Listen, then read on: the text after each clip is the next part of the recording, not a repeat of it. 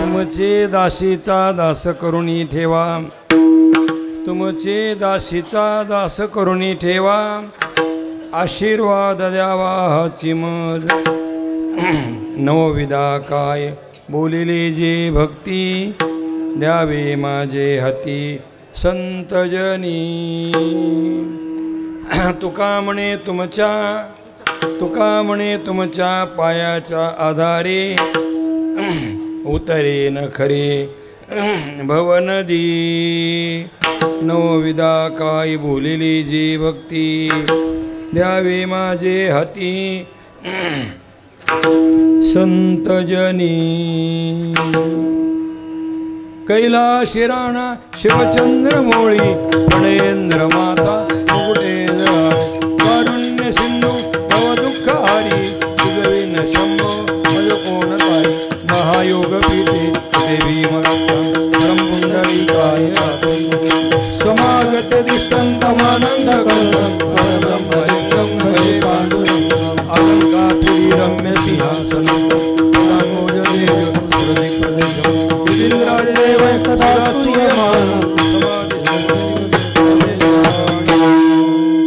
नमो सद्गुरु तुकया ज्ञानदीपा, नमो सद्गुरु सच्चिदानंद रूपा, नमो सद्गुरु भास्करा पूर्ण कीर्ती, नमो सद्गुरु सच्चिदानंद मूर्ती, नमो सद्गुरु भक्त कल्याण मूर्ती, नमो सद्गुरु भास्करा पूर्ण कीर्ती. पायी जाने पंढरी सारख्याची आपला धामणगाव केला, वैकुंठाधिपती विठ्ठल सका सोयरा जोडियला. जो का विरक्त विख्यात भूतळवटी हा बोधला, त्या श्री सद्गुरु मानुकोजी चरणी साष्टांगमी घातिला. जयांची केली स्मरण, होय सकळे विद्येचे अधिकरण. तेची वंदो श्री चरण, श्री गुरूंचे ते नमस्कारोणी आता. मस्तक हे पायावरी या वारकरी संतांच्या. तुमचे दासीचा दास करुणी ठेवा, आशीर्वाद द्यावा हाची मज. नवविधा काय बोलिले जे भक्ती, द्यावे माझे हाती संतजनी. संत बावी या गावी ग्रामदैवत खंडरायाची कृपा, आपल्या परिसराचं दैवत बार्शीचे भगवंत संत मानकोजी बोधले महाराजात संत संतनाथ महाराज आजी सर्वांच्या कृपेने गेली 25 वर्षापूर्वी बावी ग्रामस्थांनी प्रतिवर्षी होत असलेल्या अखंड हरिनाम सप्ताहाला संत संमेलनाचं एक स्वरूप देण्याचा संकल्प केला आणि तो अत्यंत यशस्वी झाला.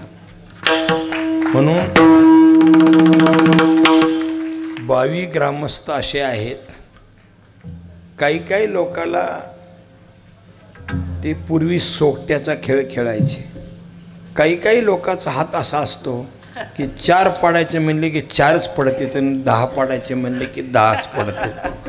त्याचा हात बसलेला असतो. आणि काही लोकांचा असा पालता हात असतो की काही बी पाडायचे म्हणलं तरी काहीच पडत नाही. तसा बावीकराचा हात असा बसलेला आहे. संत संमेलन करायचं म्हणलं तरी संत संमेलनच होतं. आणि हे एकदा नाही, 25 वर्षानंतर पुन्हाही त्या पद्धतीने संत संमेलन या ठिकाणी झालेलं आहे. रौप्य महोत्सवी वर्ष हे अत्यंत थाटामाटात 22 ग्रामस्थांनी साजरं केलेलं आहे. म्हणून मी पहिल्यांदा 22 ग्रामस्थांचा आभार मानतो, त्यांना कोटी कोटी धन्यवाद देतो, त्यांचं अभिनंदन करतो. आता संत संमेलन म्हणलं की अंबुऋषी महाराजाचं नाव पुढं येणारच. लग्न कुठे जरी किती जरी मोठं असलं तरी मंगलाष्टिका करणारे ब्राह्मणदेव कोण होते हे सगळ्याच्या लक्षात येत आहे. तसं या 22 ग्रामस्थांनी अत्यंत पोटतिडकीने केलेल्या सोहळ्याची पताका गेली 25 वर्ष अखंडपणे या वारकरी शिक्षण संस्थेच्या माध्यमातून चालू ठेवली. महाराष्ट्राच्या बाहेरही अनेक ठिकाणी या 22 गावचं नाव अध्यात्माच्या पटलावर अत्यंत आखीव रेखीव आणि तेवढ्याच उंचीने तेवढ्याच दर्जेने टिकवण्याचं काम अंबुऋषी महाराज आपण केलेलं आहे. आपल्याला कोटी कोटी धन्यवाद. आणि आपल्या पोटी माऊलीसारखे सुपुत्र जन्माला आले आणि आज या अखंड हरिनाम सप्ताहामध्ये आणि संत संमेलनाच्या या कार्यक्रमात 7ही दिवस श्रीमद भागवत कथा अत्यंत रसभरीत पद्धतीने केली. त्याबद्दल माऊली महाराजांचंही अभिनंदन करतो, कोटी कोटी धन्यवाद देतो. आणि आज असं आहे की चाल म्हणायला श्रीराम आणि त्यांचे काय नाव तुमचं?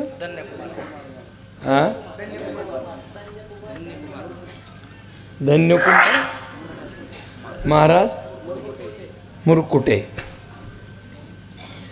अण्णा मुरकुटे, राहिले चालीच्या नेटे आणि तुमच्यामुळं चांगलं ऐकायला लोकांना भेटे. तुम्हालाही कोटी कोटी धन्यवाद देतो मुरकुटे महाराज. चाल म्हणायला श्रीराम, वाजवायला असा राम, वाजवीत अशा पावसाळ्यात बी अंगाला येतो घाम. आणि 7ही दिवस आमच्या माय माऊल्यांनी श्रोत्यांनी मंडप ठेवला जाम. आणि म्हणून संपूर्ण भाविकांना माझ्या वतीने जय श्रीराम.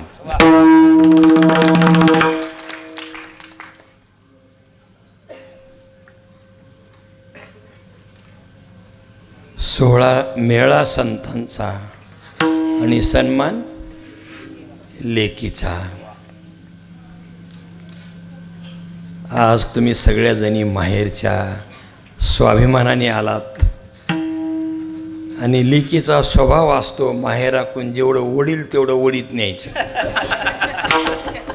दिवाळी आली तरी घेऊनच जायचं, पंचमी आली तरी घेऊनच जायचं, आंब्याचे दिवस आले तरी वानवळा घेऊनच जायचा. हा लेकीचा काय असतो स्वभावच असतो. बापाला सांगायचं सगळ्याच्या घरीहून आंबे आले, तुमच्याकडे जरी आंबे नसले तरी एखादी करंडी हापूस आंब्याचं पॅक पाठवा, एखादं बॉक्स पाठवा, मला जावा भावात कमीपणा होईल, भावकीत लोक म्हणतील ठकूच्या माहेरचं कुणीच आलं नाही, काहीच नाही. असं कुठल्या ना कुठल्या रूपाने माहेरच्या माध्यमातून सासरला कसं नेता येईल हा मुलींचा स्वभाव असतो. पण 22च्या मुलींनी ठरवलं आहे माझ्या माहेरात संमेलन ना मला काहीतरी द्यायचं. आणि म्हणून या मुलींचं खूप खूप अभिनंदन करतो, कोटी कोटी अशा प्रकारचा धन्यवाद देतो. माहेर म्हणजे काय बरं का? माहेर म्हणजे काय आणि मुलगी म्हणजे काय? आपल्याकडं भाऊबीज असते महाराज, भाऊबीज आहे का नाही? माहेर म्हणजे काय असतं? त्या भाऊबीजीच्या वेळेला बहीण भावाला ओवाळते, म्हणजे ही भाबडी परंपरा नाही महाराज. ओवाळताना इकडचा मुटका असा ओवाळते, इकडचा मुटका असा ओवाळते. म्हणजे ती वाहनातून गेली म्हणून असं उलटं करायला लागली का? त्याचं कारण आपण बघा भारतीय संस्कृती जाणून घ्या. उगा 4 वर्ग कॉलेजचे शिकले म्हणजे लय सरस्वतीचे बाप झालेत असं समजू नका. मी काय शिक्षणाची उपेक्षा करतोय असं नाही. मी 78चा ग्रॅज्युएट आहे आणि विलासराव देशमुख साहेबांनी संतपीठावर मला कुलगुरू म्हणून नेमलं. 9 वर्ष विद्यापीठाचा कुलगुरू म्हणून काम केलं. त्याच्यामुळे मुक्त विद्यापीठ, रनिंग विद्यापीठ, काशीचं विद्यापीठ, या सगळ्या विद्यापीठाचा अभ्यास करून संत विद्यापीठ कसं असावं असं महाराष्ट्र शासनाला अभ्यासक्रम देणारा माणूस आहे. म्हणून मी उपेक्षा करतो असं नाही, पण आपल्या शिक्षणाच्या ज्ञानाच्या मर्यादेत लक्षात ठेवा. आपली संस्कृती समजून घ्या, त्याच्यात काय तथ्य आहे, त्याच्यात काय संदेश आहेत. आपली संस्कृती आपल्याला राष्ट्राच्या उभारणीसाठी काय संदेश देते. आपली संस्कृती समाज व्यवस्थेचा भाईचारा टिकवण्यासाठी आणि सामाजिक ऐक्य टिकवण्यासाठी काय संदेश देते हे लक्षात घ्या. आपली संस्कृती कुटुंब व्यवस्था, समाज व्यवस्था सुखी समाधानी आनंदी राहावे याच्यासाठी काय संदेश देते. आपली संस्कृती निसर्गाचं बॅलन्स ठेवण्यासाठी, निसर्गाचं खऱ्या अर्थानं समतोल ठेवण्यासाठी आपल्याला काय कर्तव्य देशे. अशा हजारो मूल्यांचा सागर, त्याचं नाव भारतीय संस्कृती. लक्षात ठेवा, नाव भारतीय संस्कृती. भारतीय संस्कृती म्हणजे कोणीतरी कोलंबोसने शोध लावला आणि तिथं माणसं सुरू झाली आणि तिथून वस्ती झाली आणि भौतिक प्रगती केली, अशी भारतीय संस्कृती नाही. हजारो वर्षाची परंपरा आहे, युगानुयुगाची परंपरा. ऋषीमुनी साधू संतांनी या समाजव्यवस्थेची भौतिक आणि आध्यात्मिक उन्नती होण्यासाठी एक दिलेले वैचारिक रसायन आहे. त्रिकालाबाधित सत्य सिद्धांताचा महासागर, याचं नाव भारतीय संस्कृती. लक्षात ठेवा. आणि या भारतीय संस्कृतीने प्रत्येक गोष्टीतून आपल्याला शिकवण दिली. सणाच्या माध्यमातून शिकवण दिली, आपल्याला उत्सवाच्या माध्यमातून शिकवण दिली, अनेक गोष्टीने. त्याच्यामध्ये दिवाळी एक सण आहे आणि बहीण भाऊ असा एक नातं आहे महाराज. त्याच्यात बहीण भावाला ओवाळताना असे तिचे जे मुटके असतात ना केलेले, त्या मुटक्यावर ती काय रेडीमेड नसते, ते हातानं बनवले असतात आणि त्याच्यात त्या बहिणीच्या हाताच्या बोटाच्या रेषा उमटलेल्या असतात. ती काय रेडीमेड नाही महाराज. बहीण इकडला मुटका असा फिरवते, इकडचा मुटका असा फिरवते. याचा अर्थ काय आहे? त्याचा अर्थ आहे ज्यावेळेला आपण शेतात जातो आणि बटन दाबतो त्यावेळेला मोटर चालू होती पण पाणी बाहेर पडत नाही. आणि मग मेकॅनिकला बोलवतो, मेकॅनिकलच्या लक्षात येतं बटन दाबलं तरी पाणी बाहेर पडत नाही. नेमकं काय आहे त्याच्या लक्षात येतं मोटर उलटी फिरायला लागलेली. ते काही करीत नाही, इकडचं वायर तिकडं करतं आणि तिकडचं वायर तिकडं करतं. बटन दाबलं की पाणी फुल. तसं बहीण विचार करते, इकडचा मुटका तिकडं, म्हणजे माझ्या भावाच्या मनातले नकारात्मक विचार जाऊन माझ्या भावाच्या मनात सकारात्मक निर्माण व्हावे. एवढंच नाही, बहीण भावाला असं कुंकुम तिलक करते. त्यावेळेला बहीण काय करते माहिती का? आपल्या गळ्यात काही तिची गरिबी जरी असली तरी मंगळसूत्रात एवढं सोनं असतं महाराज. माझ्या गळ्यात नाही, मी आपल्या तुळशीची माळाचं आहे. हां, मंगळसूत्राचं सोनं असतं आणि ती आपल्या भावाच्या कपाळाला लावते आणि सांगते लक्ष्मीला, ती लक्ष्मीला सांगते माझ्या घरात अखंड लक्ष्मी नांदू दे, ही भावासाठी प्रार्थना करते. बहीण भावाच्या कपाळाला सोनं लावते आणि आशीर्वाद देते, महाराज माझ्या भावाच्या घरी अखंड लक्ष्मी राहू दे. आणि बहीण भावाला ज्यावेळेला ओवळते ना, ते निरंजनीच्या रूपानं सांगत असते भावाला, बंधू राजा हे माझा करदुडा घे आणि कंबर बांध, माझं शील आणि कुल जपण्यासाठी माझ्या पाठीशी उभा राहा. करदुडा घेते आणि ओवळ निरंजनी काय सांगत असते भावाला? सांगत असते, बहीण अरे या निरंजनीसारखं ज्योतीसारखं मी जळत राहीन, पण आयुष्यात माझ्या माहेराला खाली मान घालण्याची पाळी येऊ देणार नाही, पाणी येऊ देणार नाही. हिचं नाव बहीण आहे महाराज, हिचं नाव लेक आहे. आणि अशा भावनेच्या बावीच्या लेकी तुम्ही आलात, मी तुमचं मनापासून अभिनंदन करतो. आणि तुम्ही ठरवलं माझ्या माहेराला मला काहीतरी दिलं पाहिजे. एखाद्याने 10 लाख रुपये दिले, पण या लेकीनं 2 रुपये दिले तर ती 25 लाखाच्या किमतीचं. म्हणून तुम्हाला खूप खूप धन्यवाद देतो, अभिनंदन करतो. या गावाच्या निमित्ताने, गावकऱ्यांनी त्या दिवशीच बोललो, काय सुरेश महाराज, हां त्या दिवशीच बोललो, आपण एक विधायक भूमिका घेतली. 25 वर्षापूर्वी आपल्या गावात संमेलन झाले, त्याचा रौप्य महोत्सव झाला पाहिजे. अमृषी पाटील, आपण पुढची माणसं हे पुढचे असतो, पण त्याच्या पाठीमागं असणारी माणसं, पडद्याआडची माणसं खूप मोठी असतात. हां महाराज, कधीही पहा तुम्ही, द्रौपदी आणि धर्मराजेच सिंहासनावर दिसतात, पण द्रौपदी आणि धर्मराजाला सिंहासनावर सतत बसवण्यासाठी अर्जुन, नकुल, सहदेवाने फक्त लढायचं काम केलेलं आहे, पण धर्मराजाला सिंहासनावर बसवायचं काम केलेलं आहे. पण धर्मराजाच्या सिंहासनावर बसण्याला पाठीमागं सगळ्या नकुल सहदेवाचा त्याग महत्त्वाचा आहे. तसं अमृषी तात्या, तुमचं हे मोठेपण महाराष्ट्रात आहे, पण या तुमच्या पाठीशी पडद्या आडून 22च्या मातीतला प्रत्येक माणूस या कामाशी होतो, म्हणून यांचं खूप महत्त्व आहे. मी कोटी कोटी अशा प्रकारचा धन्यवाद देतो. आजच्या निमित्ताने या संत संमेलनाच्या समारंभाच्या निमित्ताने पाऊस रोज येत गेला, पण पावसानं ठरविलं कीर्तनाच्या वेळेला पाऊस यायचा नाही. आमचे आदरणीय प्रातस्मरणीय वंदनीय पूज्य वंदनीय गुरुवर्य मारुती बाबा कोरेकर महाराज नेहमी म्हणत असतात, जो कीर्तनाच्या टायमाला पाऊस येतो त्याला येडा पाऊस म्हणावं, आणि जो कीर्तनाच्या टायमाला उघडतो त्याला शहाणा पाऊस म्हणावं. म्हणून 22ला येणारा पाऊस शहाणा आहे. त्यांनी ठरवलं एरवी काही होईल, पण कीर्तनाचं कोणाला अडथळा करायचा नाही. म्हणून इथं आलेला पाऊस कोणता पाऊस आहे? हे शहाणा पाऊस. आपल्याला खूप होती हाऊस, म्हणून अधूनमधून आला पाऊस. त्या पावसाचंही अभिनंदन करू, धन्यवाद देऊ. आणि हे अवकाळी पाऊस इतके दिवस थांबला असं वाटत नव्हतं. पंचमीला आलेली पोरगी दिवाळीपर्यंत राहील असं वाटत नव्हतं, पण पोरगी पंचमीला आली आणि दिवाळीपर्यंत राहिली. भाऊजाई मोप कुरकुर करायली, पण ती खंबीर असल्यामुळे दिवाळीपर्यंत राहील. तसा अवकाळी पाऊस एका दिवसाचा असतो. पंचमीला येणारी पोरगी उद्याच्या कालेपर्यंत राहिली, ध्वजपूजनापासून शेवटपर्यंत राहिली, म्हणजे तिचं असू द्या. आज या निमित्ताने संपूर्ण गायनाचार्य, वादनाचार्य, सर्व विद्यार्थी मी बघत होतो संमेलनात, सगळ्याबद्दल बोलत होते, पण विद्यार्थ्याबद्दल कोणी बोललं नाही, कोणी बोललं नाही. आसाराम महाराजाला माहीत आहे की हे बघा, कलाकाराची कीर्तनकाराने कुठेतरी टवाळी करणं हे कीर्तनकाराचं काम नाही. कलाकाराचा जर पाठिंबा नसेल तर कीर्तनकाराचं सरकार अस्तित्वात येणार नाही. आणि म्हणून ही सुद्धा गोष्ट महत्त्वाची आहे, अलग लक्षात. म्हणून सर्व गुणीजनांना आणि या सगळ्या विद्यार्थ्यासाठी एकदा टाळी वाजवा. हेच 22चं वैभव आहे. हे विद्यार्थी मंडळी, हेच 22चं वैभव आहे. मी तात्याला आणि त्यांच्या मंडळीला एक धन्यवाद देतो.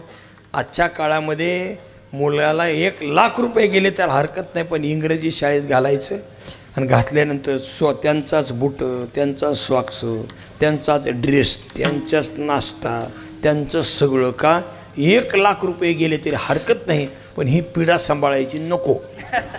हे ज्याच्या त्याच्या आईबापाला वाटतंय, पण 100 घरची पोरं गेली 25 वर्ष सांभाळण्याचं काम ज्या माऊलीनं केलेलं आहे, त्या माऊलीला मनापासून धन्यवाद देतो. मनापासून धन्यवाद देतो. तात्या, ते एखाद्याची बायको म्हणली असती, कसल्या भानगडी पडता, गंठन करा, पाटल्या करा, बांगड्या करा, पण तिनं सांगितलं काही नाही करा, विद्यार्थी तयार करा, मी तुमच्या पाठीशी उभा आहे. म्हणून त्याही माऊलीला धन्यवाद देतो. आणि बहुतेक त्यांना मी असा धन्यवाद देतो, त्याने कोणत्या महादेवाची पूजा केली होती कोणाला माहिती. असा परमार्थ करणारा पती मिळाला, म्हणून त्यांचे सगळ्याचं अभिनंदन करतो. अधिक प्रस्तावना न करता आपल्या अभंगाच्या चिंतनाकडे करत असताना त्या शूटिंगवाल्याला एक धन्यवाद देतो. हे शूटिंग करणं ही साधी गोष्ट नाही महाराज. इतकं मन लावून शूटिंग त्यांनी केलेलं आहे की बस. त्यांनी केली शूटिंग, कुणाची नाही केली कटिंग. सप्त्यात झाली होती पहिली महत्त्वाची मीटिंग, म्हणून त्यांनाही धन्यवाद देतो. साऊंड सिस्टमवाल्यालाही धन्यवाद देतो. मी नेहमी सांगत असतो, बाई किती जरी सुगरण असली पण तवा फुटका असला तर पिठलं नीट होत नाही. जिरे मोहरी चुलीतच जाते, पण बाई उंडगी जरी असली आणि तवा जर चांगला नवा असला तर पिठलेलं चव येते मला. तसं साऊंड सिस्टीमवाले, तुमचा तवा चांगला आहे, त्याच्यामुळं या संमेलनाला खूप मोठा रंग आला. इथं आलेले सर्व साधू संत मंडळी, सर्वाला धन्यवाद देतो. अमृषी पाटलाचे बंधू, काय नाव त्यांचं, सतेज पाटील, हे फॉरेस्ट खात्यात नोकरीला असल्यामुळे त्या काळात पूज्य आदरणीय देवगड संस्थानचे भास्करगिरी महाराज यांचे संबंध आले आणि हळूहळू त्यांची पावलं 22च्या गावाला लागली आणि आज त्याच परंपरेतले उत्तराधिकारी स्वामीजी प्रकाश नंदगिरीजी म्हणजे आमच्याच नौकरी आहेत लक्षात. आज उद्या त्यांची काल्याच्या कीर्तनाची सेवा आहे. खूप सेवा घडत गेली. आपल्या सर्वांना पुन्हा एकदा धन्यवाद देतो आणि अभंगाच्या चिंतनाकडे वळणं गरजेचं आहे. आज शेवटचा. उद्या हे पुन्हा चित्र आपल्याला पाहायला मिळणार नाही. उद्या इथं आला तर फक्त तुम्हाला मंडप दिसेल, दुसरं काही दिसणार नाही. आज मात्र असा मंडप भरगच्च भरून दिसतोय. मला तर वाटलं दिवसभर कार्यक्रम झाल्यामुळे थोडी मंडळी असतील, पण सगळ्यांनी ठरवलं हे खरडाण्याचा गुळ आहे. आलं का लक्षात? ताजा जरी नसला तरी जरा चवीचा आहे लक्षात. आणि म्हणून आजचा कीर्तनकार तरुण जरी नसला तरी खरडाण्याचा गुळ आहे.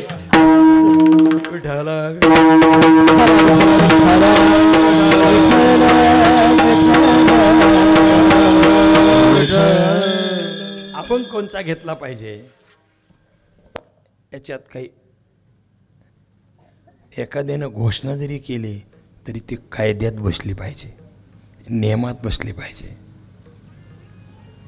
त्या पद्धतीने आज कीर्तन करताना नियम आहे की काल्याच्या आदल्या दिवशीचं कीर्तन हे मागणीपर अभंगावर असावं. आणि जरी मागणी करायची असली ती मागणी कोणती केली पाहिजे, प्रसंग कोणचा चालू आहे. प्रसंग हा संत संमेलनाचा चालू आहे. मागणी करत असताना कधी देवाच्या भक्तीची मागणी, कधी देवाची नामाची मागणी, कधी वारीची मागणी, वेगवेगळ्या प्रकारची मागणी आहे. परंतु संत संमेलन असल्यामुळे मागणी संतांच्याकडे करावी आणि संतांनी आयुष्यामध्ये जी साधना केली त्या साधनेविषयी करावी. म्हणून आज जगद्गुरु तुकोबाराचा अभंग हा चिंतनासाठी निवडलेला आहे.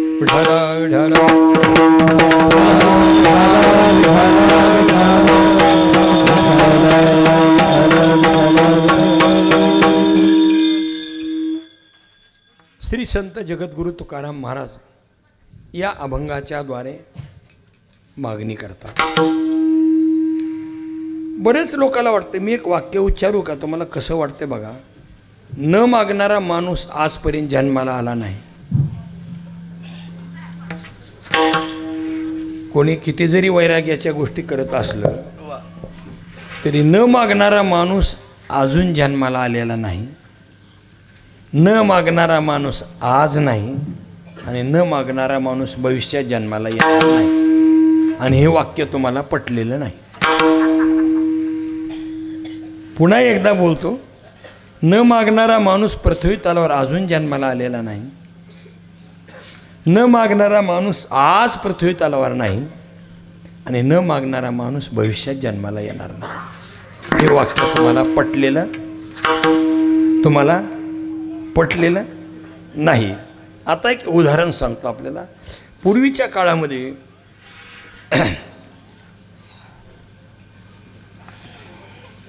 लग्न झाल्यानंतर 8-8, 9-9 वर्ष, 2-2, 3-3 लेकरं होईपर्यंत जावाई सासरवाडीला जात नव्हते. मी जुन्या लोकांची गोष्ट सांगतो. आताचे जावाई करा लागपाठ, करा सासरवाडीची वाट. ती जातीला जाती नाही जाती तोपर्यंत हे गडी पट्ट्या मागून गेलाच आणि गुराक्याबरोबर गप्पा मारतोय. आमक्याचं घर कुठे. दिवसा जावं तर लाज वाटते. मग संध्याकाळी गुरगावात शिरताना म्हशीच्या शेपटाला धरून जाते. पूर्वीचा काळ तसा नव्हता महाराज. 3-3, 4-4 लेकरं होईपर्यंत सासरवाडीला जात नव्हते. असंच एका सासूबाईने आपल्या मुलीला सांगितलं, लागेल जावायला लग्नात पाहिलेले मी, आता माझी नजर कमी आली आहे, मला वाटतं जावायला एकदा डोळे भरून पाहावं म्हणून एकदा त्यांना बोलव इकडं. ती लाडं नवऱ्याला म्हणते की आई म्हणते की तुम्ही यायला पाहिजे. ती म्हणलं गप तुला काय कळते. पण हे बघा, 3 गोष्टी पुढे कोणाचंच चालत नाही. कोणाचे हट्ट नाकारता येतात पण राज हट्ट नाकारता येत नाही, बाल हट्ट नाकारता येत नाही आणि स्त्री हट्ट नाकारता येत नाही. नाविलाज होतो. पाटील गावाला भारी.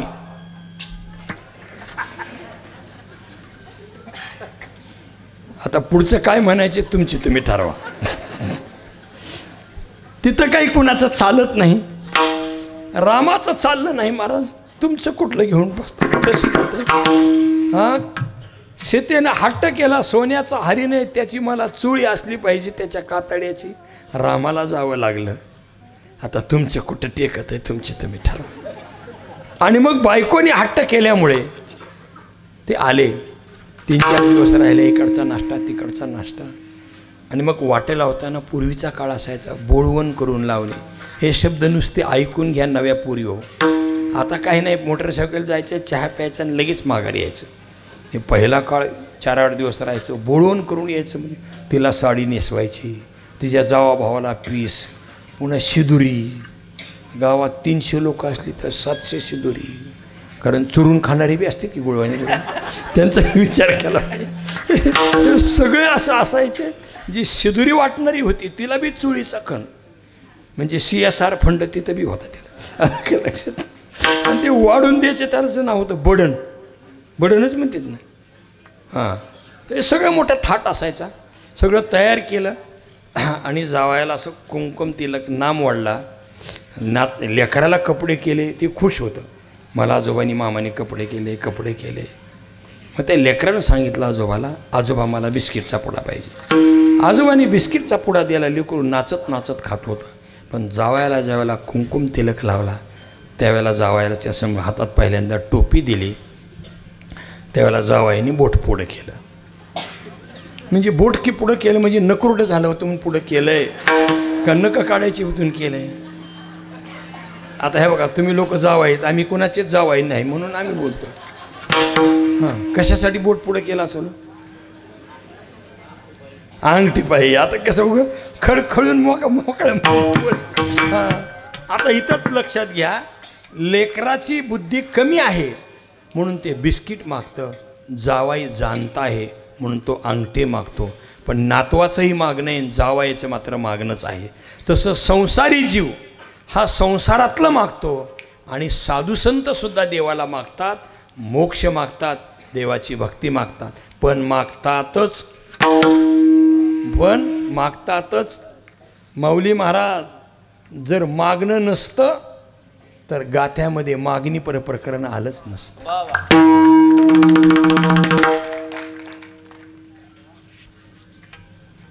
मागतातच. काय मागतील? देवोनिया दान माते नाम सांगे काळी. काय झालं? विठोबाचे दान आले, ऐसे देईना रोळी. आंधळ्या जीवीचे तो जाणतो धर्म. मागतोच. आता कसं वाटतंय? आता पटत आहे की नाही पटत? एक संतांचा, कोणत्याही संतांचं वाङ्मय काढा, संतांनी मागितलं नाही असं कुठंच नाही. आपण तो कोणापुढे मागवतो. सासरवडीला गेलं तरी मागवतो, सरकारकडे गेलं तरी मागवतो, आणि झोपेतून उठल्या मागवतो. बंड्या कारण दिकी तंबाखूची पिशवी मागवतो का नाही? आपल्या मागण्याची इज्जत कुठंच नाही, मागतच राहतो. पण न मागणारे वैराग्यवान संत सुद्धा संसारातलं नाशिवंत मागत नाहीत, पण परमार्थातलं मागितल्याशिवाय राहत नाहीत. पण भगवान म्हणतात माझ्या दुकानात सगळं आहे, पण संतासाठी सुधारा माझ्याकडं खास माल आहे. तया माझ्या सायुज्याची चाड तरी तेची पूर्वी कोड. सेवा म्हणती आड तरी प्रेम सुये. आहे की नाही? माझ्या भक्ताला जर मोक्षाची गरज असेल तर तो मोक्षसुद्धा माझ्याकडे आहे भक्ताला देण्यासाठी. ज्ञान पाहिजे असेल तर ज्ञान देतो, आणि त्याला जर माझ्या सेवेची गरज असेल तर सेवेला लागणारं प्रेम देतो. म्हणून संतही मागतात.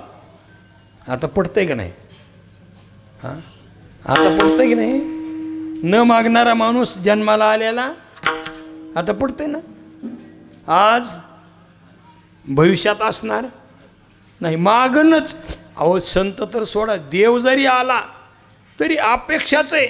सुदाम देवाच्या बायकोनी सांगितलं घरी आपल्याला परिस्थिती अडचणीची आहे, खायला मिळत नाही, तुमचा मित्र एवढा मोठा आहे तर तुम्ही जा ना त्याला काहीतरी मागा. सुदामदेव गेले, पण महाराज तिघाकडे रिकाम्या हाताने जाऊ नये. राजा देवतान गुरु, राजाकडे जाताना काहीतरी घेऊन जावं.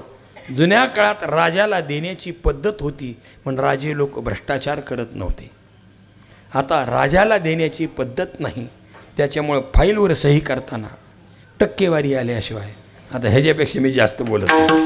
हां, आणि देवाकडे गेल्यानंतर देवाला काहीतरी द्यावं, साधूकडे गेल्यानंतर काहीतरी द्यावं, कारण त्यांचा जीवन व्यवहार चालला पाहिजे.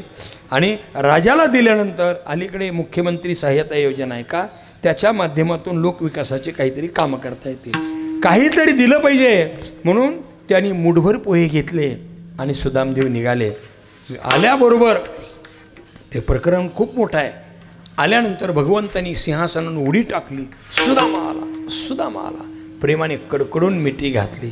पण पहिल्यांदा शब्द सुदामा देवाकडे देवाच्या मुखातून निघाले, सुदामा मेरे भाभी ने मुझे लिए कुछ भेजा होगा. अरे सुदाम देवा, माझ्या भाभीनं, कारण ते मित्र होते ना, माझ्यासाठी काहीतरी पाठविलं असेल, हां काहीतरी पाठविलं असेल. म्हणून सुदाम देवाच्या हातातली ती छोटीशी सुदाम्याची सोडी गाठी पह्या लागी. सुदामा ब्राह्मण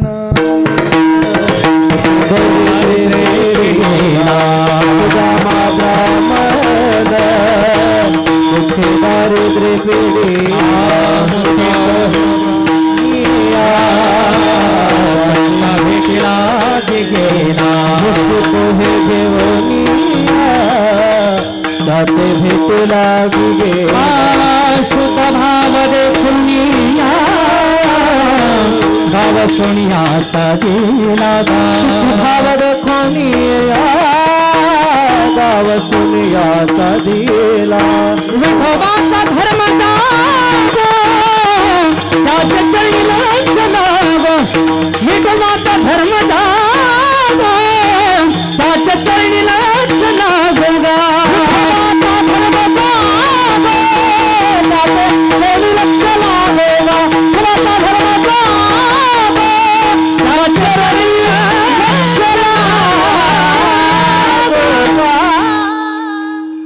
सुदामा ब्राह्मण दुःखे दरिद्रे पिढीला, मुष्टी पोहे घेऊन त्याचे भेटीशी गेला. शुद्ध भाव देखोनिया, गाव सोन्याचा दिला. जंबूया दीपा बघा, मी मगाच बोललो, सध्या प्रत्येक माणूस मोबाईलमुळे इतका नुकसानीत चालला आहे, आपली बुद्धी खलास व्हायला लागली. या देशाची संपत्ती बरं का मोहम्मद घोरीने लुटून नेली, त्याचं एवढं नुकसान नाही, पण आता माणसाची बुद्धी हे मोबाईल खराब करत आहे. ही संपत्ती माणसाची पुन्हा मिळणार नाही, लक्षात ठेवा. इतका माणूस त्याच्यात गुंतलाय की बस स्वयंपाक करताना बाई ती मोबाईल बघूनच स्वयंपाक करायला. आता बिरडं डपाटं कोंडुळं सगळं गेलं. ईडी बाईस तो अशी सांगते की ह्याच्यात हे मिश्रण 2 चमचे मिसळ, हे आपल्या यामाबाया तीच करीत बसतात. सगळं खाण्यातलं व्हिटॅमिन्स गेलं, जीवनसत्व गेलं, सगळं गेलं. नवरा जेवताना म्हणतो अगं आमटी वाढ, आमटी वाढ. मग ती मोबाईल बघत बघत आमटीच्या ठिकाणी गुळवणी वाढते आणि गुळवाच्या ठिकाणी आमटी वाढते. ह्यो बी चुरून खाता खाता खाता आमटीतच पोळी कुस करतो. म्हणलं तू पोळी गोडच केली नाही म्हण. मी तुम्हाला एक औषध सांगतो बरं, जे मी रोज करतो औषध. तुम्हाला औषध सांगू, मोबाईलच्या कचाट्यातून सुटायचं असेल, हे काय अभंगातलं नाही, पण समोर आलं म्हणून सांगतो. लिहून घेता का बाटलीत घेता?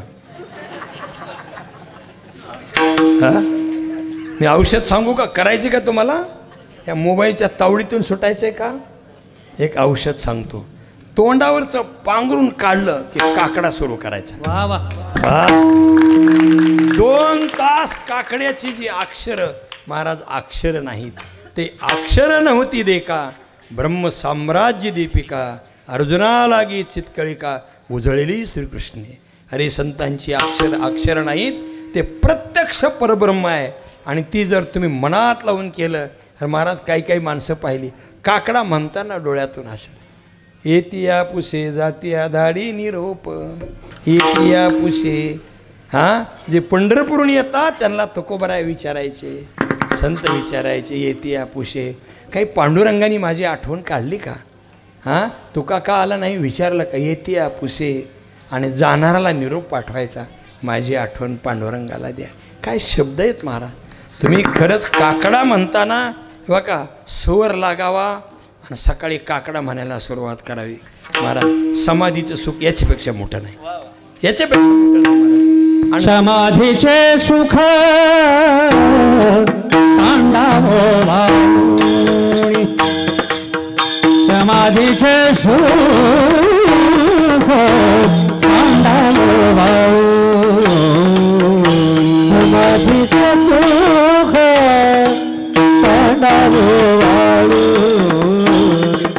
समाधीचे सुख सांडावो वाळुनी.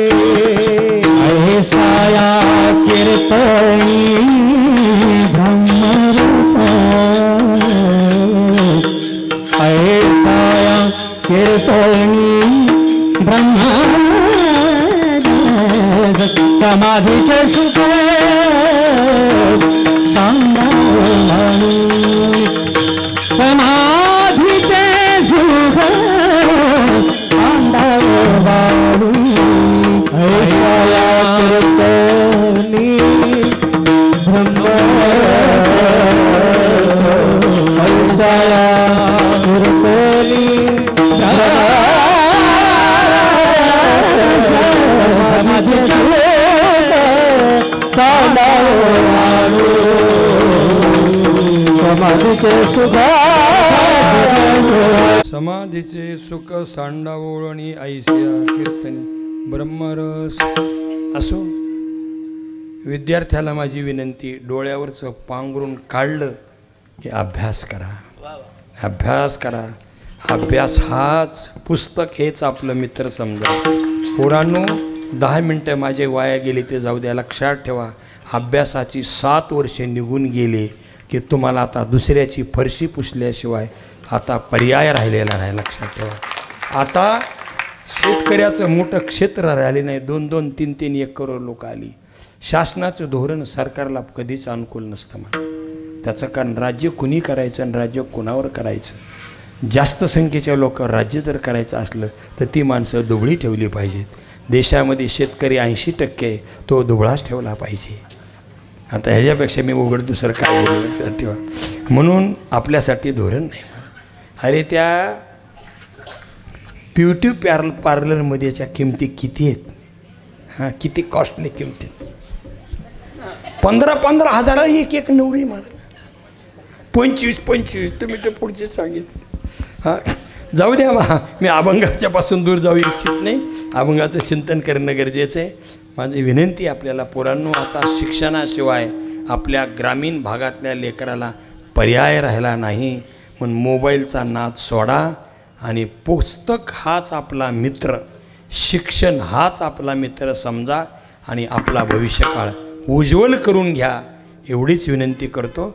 मला या ठिकाणी सांगायचं कारण असं आहे की घेतलं देवसुद्धा सुदामदेवाला सोन्याची नगरी देतो, पण अगोदर मुठभर पोहे घेतो. बँक तुम्हाला अगोदर कर्ज मंजूर करते, पण भाग भांडवल म्हणून 10% काटून घेते.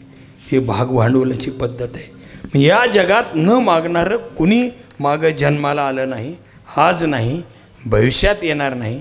वैराग्याची माणसं जाहिरात करतात, आपल्याला कळत नाही, त्यांचं साधून जातं. असा भाग आहे. परंतु प्रत्येकजण मागत असतो. मग मागताना कोणाकडं मागावं हा विषय लक्षात घेतला पाहिजे. श्री संत जगद्गुरू तुकोबाराय याला कसं अपवाद असणार? महाराज या अभंगाच्याद्वारे मागतात. आता आपल्याला हे तर विचार करायचा आहे. जगद्गुरू तुकाराम महाराज या अभंगाच्या द्वारा कोणाला मागत असतील, काय मागत असतील आणि त्या मागण्याचा उद्देश काय असेल, या 3 मुद्द्याचा विचार करून 11च्या आत कीर्तन संपवायचे. विठ्ठल विठ्ठल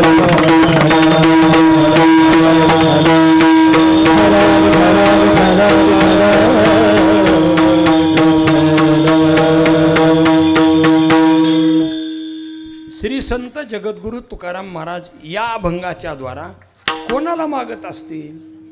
हे बघा, अभंग सोडवायचा म्हटलं की त्या वक्त्याचं व्याकरण पक्क पाहिजे, एक त्याला सिद्धांत कळला पाहिजे, त्याला त्या अभंगातल्या प्रमाणाचा अन्वय जमला पाहिजे आणि ते अभंग सोडवताना षडलिंगपूर्वक सोडवता आलं पाहिजे. उपक्रम उपसंहारो अभ्यासपूर्वता अर्थवाद उपपत्तींच्या लिंगम तात्पर्य निर्णय. तसं या अभंगामध्ये महाराज कोणाला मागतात? हे बघा, मी नेहमी सांगत असतो, आपल्याला गुरुजी ग्रहपाठ करायला सांगतात, बरोबर आहे. ग्रहपाठ म्हणजे काय? घरी येऊन लिहून आणायचं ते ग्रहपाठ आणि वर्गात लिहायचं त्याला वर्गपाठ. ग्रहपाठ कशासाठी असतो? गुरुजींनी शिकवलेला धडा विद्यार्थ्याला कितपत समजलेला आहे याचा ताळा असतो. मग धड्याच्या खाली जे प्रश्न असतात त्याची उत्तरं हे कवितेत असतात का भूगोलात असते? कुठे असते? एक जण म्हणला मी इतक्या कॉप्या लिहिल्या म्हणला मला 105 मार्क पडतील. म्हणजे कोणत्या प्रश्नाचं काय? पेपर होता मराठीचा आणि त्यानं कॉप्या पुस्तक फाडलं होतं भूगोलाचं. किती मार्क पडतील त्याला? जमल का? म्हणजे धड्याच्या खालच्या प्रश्नाची उत्तरं धड्यातच असतात. प्रश्न पहिला पॅरेग्राफ क्रमांक 3 आणि 4व्या ओळीपासून 9व्या ओळीपर्यंत त्याचं उत्तर आहे. म्हणजे त्याला धडा शिकवलेला कळालेला आहे. धड्याच्या खालीच खालील प्रश्नाची उत्तरं धड्यात असतात. तसं या अभंगात निर्माण झालेल्या प्रश्नाची उत्तरंसुद्धा आपल्याला अभंगातच शोधावं लागतील. श्री संत जगद्गुरु तुकाराम महाराज या अभंगाच्या द्वारा मागतात कोणाला? कधीकधी जनाला मागतात, कधीकधी मनाला मागतात, कधीकधी देवाला मागतात, कधीकधी मनाला सुद्धा मागतात. आई के रे मना तुझ्या सोहिताच्या खुणा, पंढरीचा राणा म्हणा माझी स्मरावा, किंवा मनोराजा एक देहपुरी असे नांदत त्याशी दोघी नारी, पुत्र पौत्र संपन्न बारी तेनी कृपा केली आम्हावरी गा, मनोनी आलो दिशा देशा नाही तरी होतो भुललो दिशा, दाता तैमज भेटला इच्छा येऊनी मार्ग दावेला सरिसा गा. दाता मन आहे, कधी मनाला मागतात, कधी जनाला मानवितं. विनवितो सकळ जना कर दोडणी थोरा लहाना, दान युतिले द्यामध्ये देना म्हणे येतो क्या बंधू राम म्हणा गा. कधी कधी देवाला मागतात, मागणी ते एक तुझं प्रती आहे देशील तरी आहे पांडुरंगा. कधी कधी संतांना सुद्धा मागतात. हां महाराज, मग या अभंगामध्ये महाराज कोणाला मागत असतील?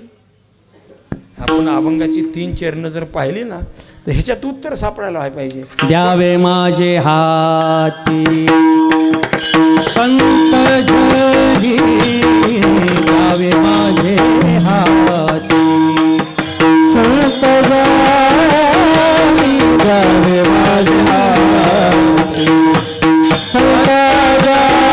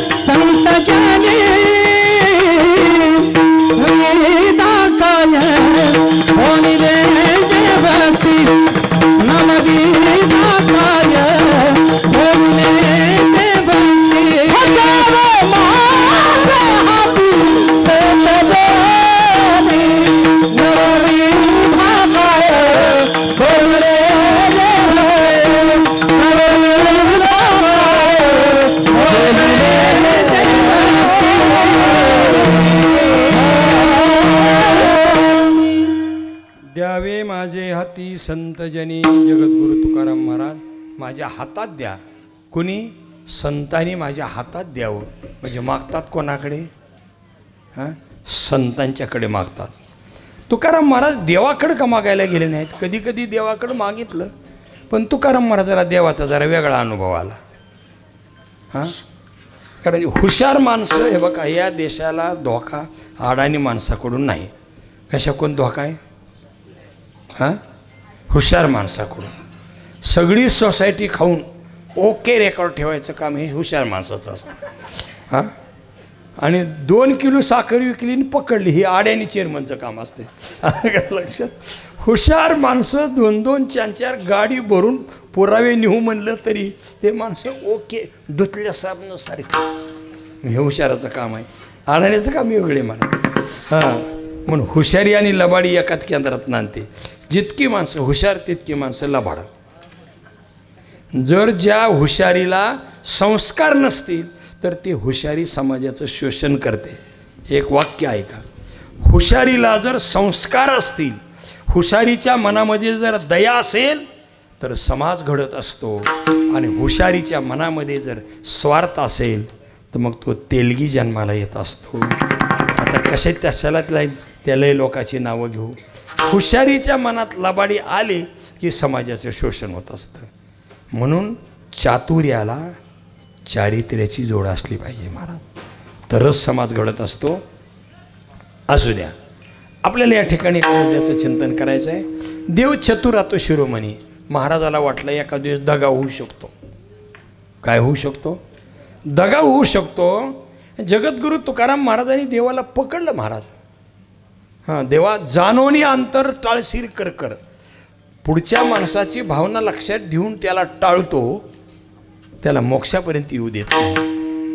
हे बघा, ज्याची खरी सेवा त्याच्या भय काय जीवा. हां, महाराज पांडुरंगाला म्हणतात, देवा अरे ठकविला ध्रुव अज्ञानी बाळक. ध्रुव बाळ हे लहान होता, त्याला कळलं नाही मागायचं, पण तू शहाणा होता, तुला कळायला पाहिजे द्यायचं. हां, ध्रुव बाळाला तू आढळ पदार बसवलं पण त्याला मोक्ष नाही दिला. ठकविला ध्रुव अज्ञानी बाळक. वैकुंठवासी पूज्य रामकृष्ण भाऊ येडशीकरांचे वाळवंटात कीर्तन चालू होतं. मी गेलो होतो. महाराज, करणे ते आता सुशोभ्य करावे, मानिले पाहिजे संतजनी. देवा आता करायचं आहे ते चांगलं कर, साधू संताला मान्य झालं पाहिजे, नाही तर तुझा स्वभाव माहिती आहे. लाजविली मागे संताची कळो येते खरे तुझे एका वरुणी. आणि म्हणून लाज वाटे मना तुझा मनविता दास, गोडी नाही रस बोलेली यासारखी. म्हणून महाराज म्हणतात, देवा तू फसवा फसवी करू शकतो हे माहीत आहे. एखाद्या लेकरानं पाहुण्याने 100 रुपयाची नोट दिली आणि ती पोरगं नीट दुकानाकडे पळालं. मग दुकानदारानं काय केलं, एवढ्या 2 खिशे भरून गोळ्या दिल्या. मग पोराचा बाप पाहुणे गेल्यानंतर काय केलं, गेला भांडायला. म्हणला, दुकानदारा तुला डोकं असायला पाहिजे की नाही, या लेकरानं 100 रुपयाच्या कुठं गोळ्या देत असतात का? त्या लेकराला कळत नव्हतं म्हणून तुला कळत नव्हतं का? तू 5 रुपयाच्या गोळ्या घ्यायच्या आणि 95 रुपये मला आणून द्यायचे किंवा ठेवून द्यायचे. तसं महाराज म्हणतात, देवा ध्रुवबादाला कळलं नाही म्हणजे तुला कळायला पाहिजे ते द्यायला. पण महाराजांना शंका आहे, यदा कदाचित देवसुद्धा आपल्या मागण्याला न्याय देईल का नाही शंका आहे. म्हणून महाराजांचा विश्वास संतांच्यावर आहे. आणि म्हणून महाराज संताचे पायी हा माझा विश्वास, सर्व भावे दास झालो त्यांचा. म्हणून महाराज संतांच्याकडे मागतात, द्यावे माझे हाती संतजनी. बरं महाराज काय मागत असतील? हे बघा, माणसाने पैसा मागण्यापेक्षा आशीर्वाद मागावा. मिळवलेला घेतलेला पैसा टिकत नसतो आणि आशीर्वाद मात्र आयुष्यात कधी संपत नसतो. म्हणून शहाणी माणसं आशीर्वाद मागत असतात. आशीर्वाद द्यावा हाची मागा, आशीर्वाद द्यावा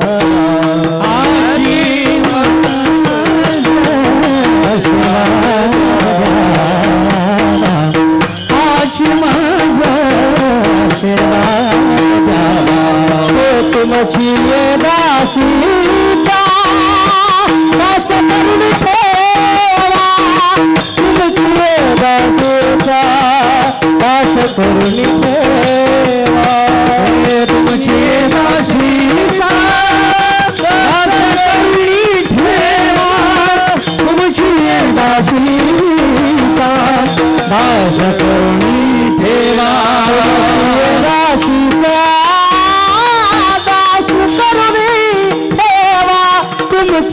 दासीचा दास करुणी ठेवा तुमचे दासीचा दास करुणी ठेवा तुमचे दासीचा दास करुणी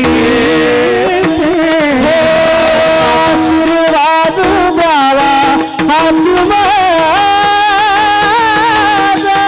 आशीर्वाद द्यावा हाच माझा आशीर्वाद द्यावा हाच माझा आशीर्वाद द्यावा आशीर्वाद द्यावा हाच आशीर्वाद द्यावा आशीर्वाद द्यावा आजी माझा आशीर्वाद द्यावा आजी माझे तुमचे दासीचा दास करून ठेवा आशीर्वाद द्यावा आजी माझे नवविधता बोलले जे भक्ती नवविधता बोलले जे भक्ती नवविधता बोलले जे भक्ती नवविधता बोलले जे नवविधता बोलले जे भक्ती नवविधता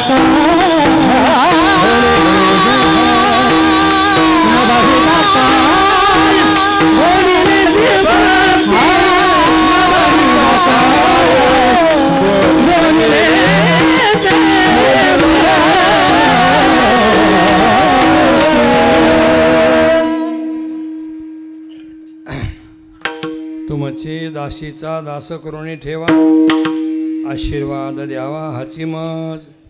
श्री संत जगद्गुरु तुकोबाराय संतांच्याकडे मागतात, पण काय मागतात? आशीर्वाद मागतात. आशीर्वाद हे न संपणारं धन आहे. हे बघा, अहंकारी माणसं वैभव मागत असतात आणि विनम्र माणसं आशीर्वाद मागत असतात. कौरव पांडवाच्या लढाईत दुर्योधन देवाच्या उशाला जाऊन बसला, अर्जुन मात्र पायथ्याला जाऊन बसला. भगवंताला अगोदर उठायचंच नव्हतं म्हणून उठलेच नाही. तर अर्जुना आल्यावर डोळ्यावरचं पांघरून काढलं आणि सांगितलं, अर्जुना कधी आला? दुर्योधन म्हणला, मी अगोदर आलो. बरं, तू अगोदर आला. एका बाजूला माझं सैन्य आणि एका बाजूला मी, काय पाहिजे? दुर्योधनाने विचार केला, ह्याला एकट्याला नेऊन आमरस चपात्या खाऊ घालणं उपयोग काय?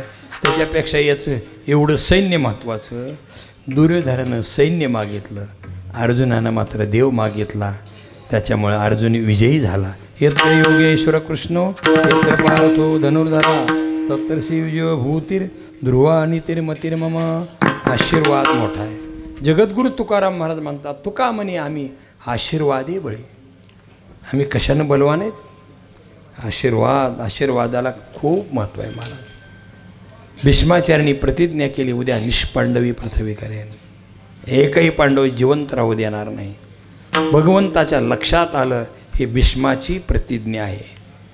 मग काय करायला पाहिजे? छावणीत गेले रात्री भगवान, कारण ते दिवस मावळा की युद्ध संपलं. सूर्य उद्यापर्यंत काही करायचं नाही, आपापल्या छावणीत थांबायचं.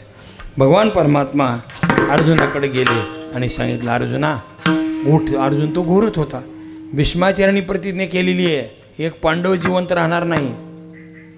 ते म्हणले, देवा मला झोप आली, मग तुम्हाला जागू नको. मी लय दिवसभर युद्ध केले. देवाला वाटलं हिथं तर फेल गेलं, काय करावं? ज्या वेळेला पुरुष उमेदवार अयशस्वी ठरेल असं वाटतं, त्यावेळेला स्त्री उमेदवार पुढे करावा लागतो.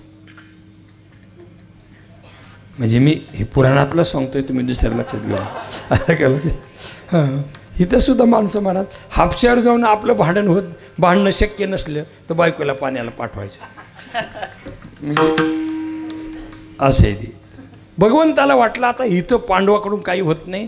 द्रौपदीकडे गेले आणि सांगितले, द्रौपदी हे खत्तल की रात्र आहे, वैर्याची रात्र आहे, जागा राहा. उद्या एकही पांडव जिवंत राहणार नाही, म्हणजे तुझ्या कपाळाचं कुंकू पुसलं जाणार आहे. तू माझ्याबरोबर चल. भगवान पुढे द्रौपदी मागे, भगवान पुढे द्रौपदी मागे. रात्री 2:15 वाजायची वेळ. जिथं भीष्माचार्याची छावणी होती तिथं जवळ गेले की भगवंताने द्रौपदीच्या पायाचा आऊज येऊ नये म्हणून द्रौपदीचा चप्पल घेतला आणि आपल्या पितांबरात. काय द्रौपदीचं भाग्य असेल. मला जगाचा मालक द्रौपदीच्या चपला आपल्या पितांबरात वागवतो आहे. आणि द्रौपदीला काय सांगायचे ते सांगितलं. द्रौपदी मधी जा. आणि मधी गेल्यानंतर भीष्माचार्य ध्यानस्थ होते. ध्यानस्थ असल्यामुळे द्रौपदी गेली आणि नमस्कार केला. द्रौपदीचा बांगड्याचा आवाज आला. आता बांगडीचा आवाज आला म्हणजे कोण आलं? कोण आली? स्त्री आली. ही पहिली होतं बरं का. आता बांगडी राहिलेली नाही. आता बांगडी सध्या रजीवर आहे. आपल्या खेड्यापड्यात आहेत बांगड्या, पण शहरात जरा जाऊ द्या. भीष्माचार्याला असं वाटलं त्या दिवशी दुर्योधनाची पत्नी भानुमती आशीर्वाद घ्यायला येणार होती. तिला सांगितलं होतं तुला आशीर्वाद पाहिजे असेल तर पहाटेच्या वेळेला मी ध्यानस्थ असेल त्यावेळेला ये, तुला आशीर्वाद देतो. पण भीष्माचार्याचा असा समज झाला. कोण आली? भानुमती आली. म्हणून त्यांनी एकदम आशीर्वाद दिला. अखंड सौभाग्यवती भव असा आशीर्वाद दिला. त्यावेळेला भगवंत रूपी वकिलानं सांगूनच ठेवलं होतं की पुढं असं असं प्रकरण घडेल. आशीर्वाद दिल्याबरोबर द्रौपदीनं हात जोडले. हे तात, खरं ते मालकाचे आजोबा होते ना, आजो सासरे. हे तात, आता पप्पा आहे. पहिले हे तात म्हणल्यानंतर भीष्माचार्यांनी डोळे उघडले. ते म्हणले काय रे बाळा? नाही, काल केलेली प्रतिज्ञा खरी का आजचा आशीर्वाद खरा? भीष्माचार्याचे उत्तर आहे प्रतिज्ञा ही बुद्धी आणि शक्तीच्या घमेंडवर केलेली असते. आशीर्वाद हा अंतःकरणातून दिलेला असतो. आशीर्वाद हा अंतःकरणातून दिलेला असतो. द्रौपदी, मी जरी भीष्माचार्य असलो तरी माझ्या प्रतिज्ञेला किंमत नाही, पण माझ्या आशीर्वादाला किंमत आहे. तुला दिलेला आशीर्वाद खोटा होणार नाही. तुझ्या कपाळाचं कुंकू कधीच संपणार नाही. मी भीष्माचार्य युद्धातून निकामी होईल पण तुझ्या कुंकाला धक्का नाही. ही आशीर्वादाची ताकद आहे. आणि म्हणून जगद्गुरु तुकोबराय संतांच्याकडे वस्तू मागत नाहीत. आपण म्हणणार मुलगा हो दे, पोराला नोकरी लागू दे. आता तर सगळ्यांचे हात जोडलेले असतात. देवापुढे देवा एवढं पोर घ्यायचं लग्न होऊ दे, एवढं पोराचं लग्न होऊ दे. आता सगळ्या आईबापाच्या समोर एवढीच बियाजारी. महाराज कुठे एखादं ठिकाण असलं तर बघा. मी म्हणलं आम्ही केली नाही, तुमचं कशाला धड्या अंगाला पिस नसलेला उठा ठेवा कशाला. पण लोक म्हणतात काही नका महाराज, नुसतं नारळ पोरगी, नुसती नारळ पोरगी. एकतर पट्ट्या मला म्हणला महाराज नुसत्या माझ्या पोराचा जन्म आयुष्यभर विनेवर राहील. मी असले विनेकरी हुडकितोय आता. आलं काही लक्षात? मला सांगायचं कारण व्यवहारातलं काही मागितलं नाही.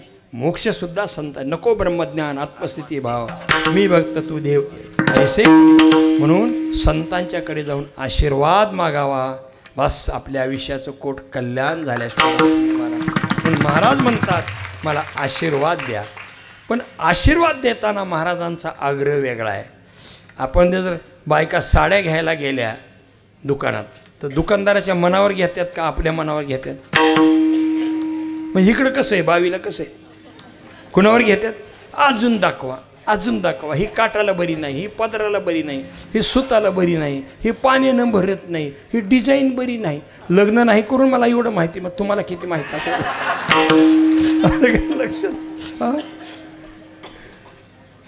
आणि हे बघा जास्त नसलं तर मी सांगतो, मी पैठणला 9 वर्ष कुलगुरू म्हणून काम केलेलं आहे. तुम्हाला जसली पाहिजे 3-3 लाखाची पैठणी घ्यायची, 5-5 लाखाची असली तरी मी त्या दुकानदाराला फोन करतो. पैसे मात्र तुम्ही द्या. आलं का लक्षात? आणि आयुष्यातून एकदा तरी बायकोची हौस पूर्ण करावी. आता हो का कसे गप बसले बघ. हे काय माय मावलं मी सांगायचं ते सांगितलंय. जर त्यांनी दिलं तर तुमचं माझ्या शब्दाची किंमत राहील, तुमचं नशीब. आणि त्यांनी एवढं सांगून मी तुम्हाला पैठणी नाही घेतली तर तुम्ही समजायचे कर्म फुटलं दादा, आता कर्म फुटलं. मला सांगायचं कारण असं आहे म्हणजे पैठणच्या कोणी एखाद्या कंपनीनं मला जाहिरात करायला सांगितलं असं समजू नका. हे तर मी त्याचं नाव सांगितलं असतं. विनोदाचा भाग सोडा. ज्यावेळेला दुकानात महिला जातात त्यावेळेला दुकानदार दाखवील ती साडी घेतात का आपल्या पसंतीने घेतात? कसं इकडं आपल्या पसंतीनं. तसं महाराज म्हणतात संतांना आम्हाला आशीर्वाद पाहिजे पण कोणताही नको, आमच्या पसंतीनं. महाराज म्हणतात हाच आम्हाला आशीर्वाद द्या. महाराज म्हणता देवा तू संतांना तुम्ही देताल तो आशीर्वाद नको, मला पाहिजे ते. मग कोणता आशीर्वाद पाहिजे?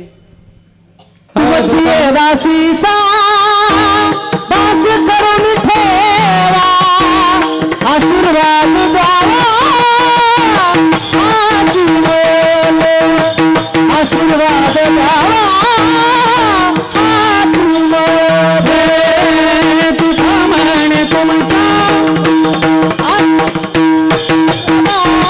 आशीर्वाद द्यावा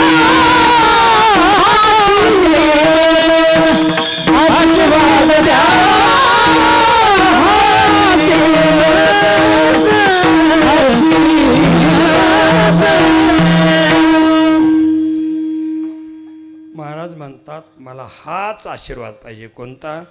तुमची दासीचा दास करुणी ठेवा, आशीर्वाद द्यावा हाची मज. महाराज तुमच्या दासीचं मला दास करून ठेवा. महाराजांनी दासी हा शब्द का घातला? कधी कधी माणसं म्हणतात की बाबा संत परंपरा अगर भारतीय संस्कृतीने स्त्रीला महत्त्व दिलेलं नाही, ही साफ खोटी गोष्ट आहे. जगाच्या पाठीवर स्त्रीला देवी मानणारा कोणता धर्म असेल त्याचं नाव वैदिक धर्म आहे, हिंदू धर्म आहे, संत परंपरा आहे. आपल्याकडे मातृदेव भव पितृदेव भव अगोदर आई आहे महाराज, आई आहे. आणि तीच परंपरा खालीसुद्धा आली. आडानी आई आणि घर वाया जाई. बाप आडानी असला तर फरक पडत नाही, फरक एवढाच होतो. आडानी बाप आणि डोक्याला ताप.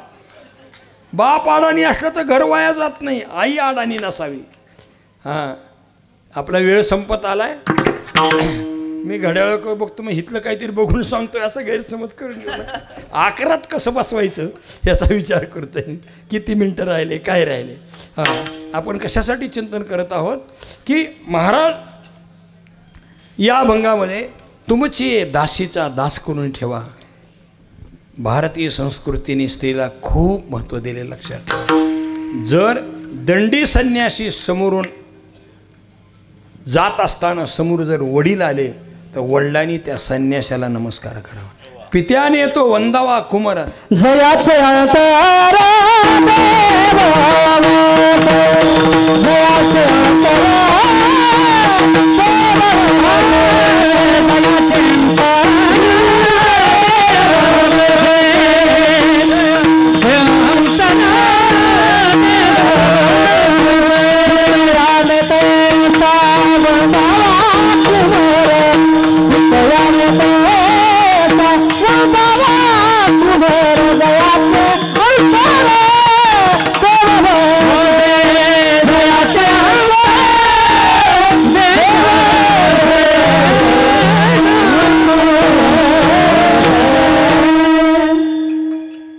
पित्याने तो वंदावा कुमार जयाचे अंतर देवसे. मुलगा साधू असेल तर बापाने त्या पोराला नमस्कार करावा. परंतु संन्यासी असेल आणि समोरून जर दंडी संन्यासी जरी असला, समोरून आई जर येत असेल त्या संन्याशाने दंड खाली टाकावा आणि आपल्या आईला दंडवत करावा. हा आईचा अधिकार भारतीय संस्कृतीने सांगितलेला आहे. हां तुम्ही संत बाप माय शब्द नाही असा, तुम्ही संत माय बाप आहे की नाही. संस्कृतमध्ये सुद्धा श्रुतीसुद्धा अगोदर पितृदेव देव भव नाही, मातृदेव भव पितृदेव भव. आणि संतांच्या प्रमाणात सुद्धा तुम्ही संत माय बाप. अगोदर माय शब्द आहे. मायानो मम्मी नाही मम्मी. हां अगोदर माय शब्द हा एवढा मोठा आईचा अधिकार आहे. महाराज याच्यातून एक सिद्ध करून दाखवतात. दासाची सेवा केली काय आणि दासीची सेवा केली काय याच्यात कुठल्याही प्रकारचा अंतर नाही. दासीची किती ताकद आहे. सगळ्या संतांनी देवाला प्रार्थना केली, अधूनमधून थोडंसं देवाला टोचलं. मगाशी म्हणून गेलो आपण, लाज वाटे म्हणा तुझा मंडळीचा, लोटी नाही रस ओलेली यासारखे, जळू माझे कर्म वाया केली कटकट, झाले तैसे तट नाही झाले अनुभवा. देवाला टोचलं, पण देवाला शिव्या द्यायची हिंमत कोणाचीच नाही महाराज. सगळ्यांनी देवाला थोडं जाणीव दिली, पण आमच्या जनाबाई उभा राहून या अंगणीन शिव्या देती दासी जनी. अरे विट्या करे मिट्या मूळ माईच्या कारट्या, तुझी रांडरंडकी झाली जन्म सावित्री चोळालेली. तुम्हाला बायकाच्या शिव्याचा अजून कोणी अभ्यासच केला नाही. बाईनं शिव्या दिली तर बाईला धक्का लागू देत नाही, सगळं गड्यावरच म्हणजे शिक्षा आहे. हिची रंडकी झाली म्हणजे नवरा मेला का बाई मेली. आता बायका करून तुम्ही एवढा विचार करीनात. मग बाई शिव्या द्यायला बाईला धक्काच लागू देत नाही, सगळं कोणावर शिक्षा करते. म्हणजे आता मी एवढं तुम्हाला जाणीव द्यायला नाही पाहिजे, पण म्हणलं उगत चालता धुता मळण बोलता मला सांगायचं कारण आहे.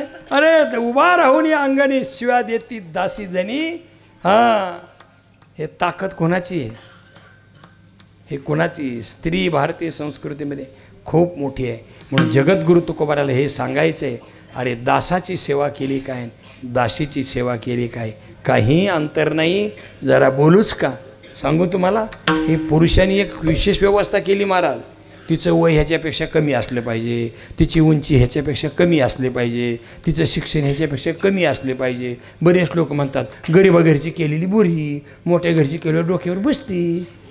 त्याचं कारण आहे, मी सांगूच का आता उघड सांगू. पुरुषापेक्षा स्त्रियांच्या ठिकाणी 16 पट ताकद देवानं दिलेलं. 16 पट ताकद आहे. एक स्त्री या देशाची सत्ता हातात घेतली एका स्त्रीने तर 14 वर्ष कोणत्याच मिशावाल्याला जमू दिलं नाही. बंदुकीची गोळी लागली म्हणून बिचारी गेली. हे स्त्रियांची ताकद आहे. तुम्ही विचार करा. 2-2.5 वर्षात तुमच्या हातातला कारभार घेतला जातो. आणि तुमचा इंटरव्ह्यू कुठं असतो माहिती का? हे सुपारी सोडायच्या टायमाला इंटरव्ह्यू असतो. ह्यानं 2 बोटानं धरायचं आणि तिनं 2 हातानं सोडायचं. जर 2 बोटानं धरलेली सुपारी त्याची नाही जर सुटली तर बाई म्हणते हे जरा माणूस जबरदस्त आहे, ह्याच्या मनावर चालवावं लागेल. पण तिनं 2च मिनटात सोडली, ती तिथंच इंटरव्ह्यू घेते, लक्षात येते. त्याला 6 महिन्यात बस म्हणलं की बस पडली. आता तुमच्या सुपाऱ्या कशा सुटल्यात हे तुम्हाला माहिती.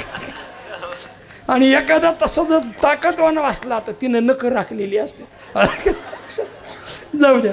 मला सांगायचं कारण आहे, स्त्री एक शक्तिमान स्त्री आहे. लक्षात, स्त्री ही शक्तिमान आहे. आणि धर्मसंस्कृती, मी माझ्या कीर्तनात कधीच महिलाची उपेक्षा करत नाही. धर्म टिकवला आहे तुम्ही महाराज.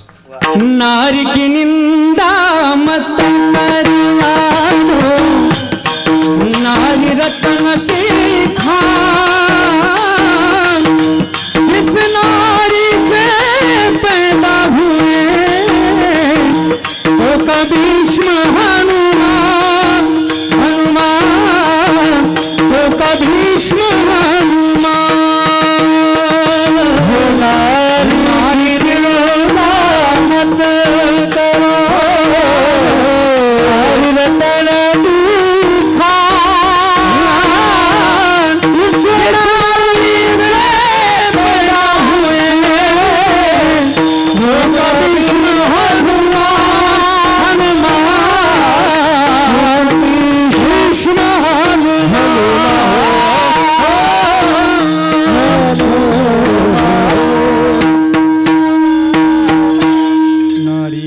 मत करो नारी नर की खान, जिसने पैदा किया है शुक भीष्म हनुमान.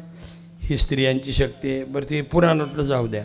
आता तर बघा 10वीचा निकाल लागू द्या, 12वीचा निकाल लागू द्या, फोटोमध्ये जास्त संख्या कोणाची आहे. म्हणून माझं मुलीला कधीच आग्रह नाही.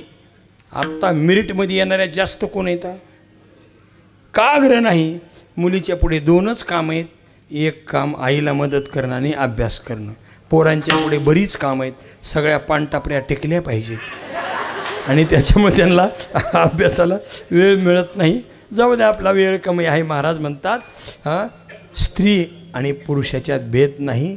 संतांच्या सेवा केली काय आणि संतांच्या दासाची केली काय आणि संतांच्या दासीची सेवा केली काय, एकच आहे. तुमची दासीचा दास करून ठेवा, आशीर्वाद द्यावा हाची मज. पण महाराज दासाची किंवा दासीची सेवा केल्यानंतर तुम्हाला नेमकं काय पाहिजे यांच्याकडून? तो का म्हणे तुमच्या पायाच्या आधार, तो का म्हणे तुमच्या पायाच्या आधार, तो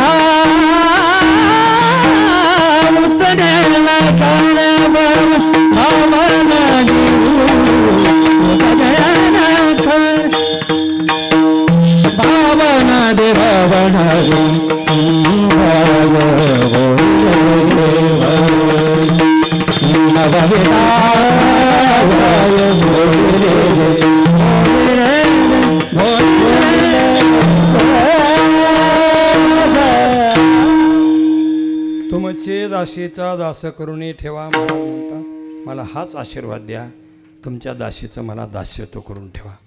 महाराज, या दास्यत्वापासून तुम्हाला काय पाहिजे? कशासाठी दास्यत्व मागताय? आपण कुठल्याही गोष्ट करत असताना काहीतरी उद्देश असतो, हे की नाही. बिन उद्देशाचं कुणीही काही करत नाही. मी कधी कधी एक गोष्ट म्हणून दाखवली बघा, प्रत्येकाचा उद्देश असतो.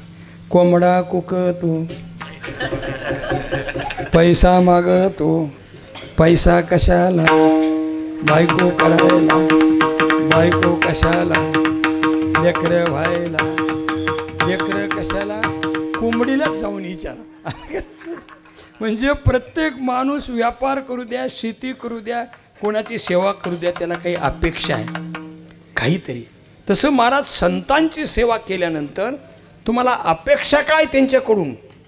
महाराज सांगतात, नवविधा काय बोलेले जे भक्ती, द्यावे माझे हाती संतजनी.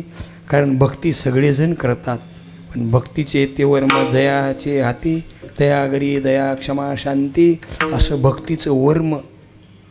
बरं का, कधी कधी काय होतं, वर्म जर नाही सापडलं तर माणूस चाच पडतो बघा. काय होतं मी थोडं म्हणूनच दाखवतो फक्त. वर्म कसे पाहिजे. लाजले गे माये कवना ओवाळू, जिकडे बाई तिकडे चतुर्भुज ओवाळू, मी गेले माये द्वारके माझारी, जिकडे पाहे तिकडे चतुर्भुज नरणारी, ओवाळू मी गेले माये सख्या माझारी, जिकडे पाहे तिकडे चतुर्भुज नरणारी, ओवाळू मी गेले माय शारंग धरा, जिकडे पाहे तिकडे चतुर्भुज परवारा. कळानाच काय करावं, कळानाच काय करावं. तिथे नामदेव महाराज गेले. विष्णुदास नामा तेने दावेली खून, काय वैजयंती माळ गळा श्री वत्सलांचन, विष्णुदास नामा तेने दावेली खून. जिकडे तिकडे स्वरूपता मुक्ती असल्यामुळे सगळ्याला सारखे चतुर्भुज दिसायले, पण देव कोणता ओळखावा, त्याला वर्म पाहिजे.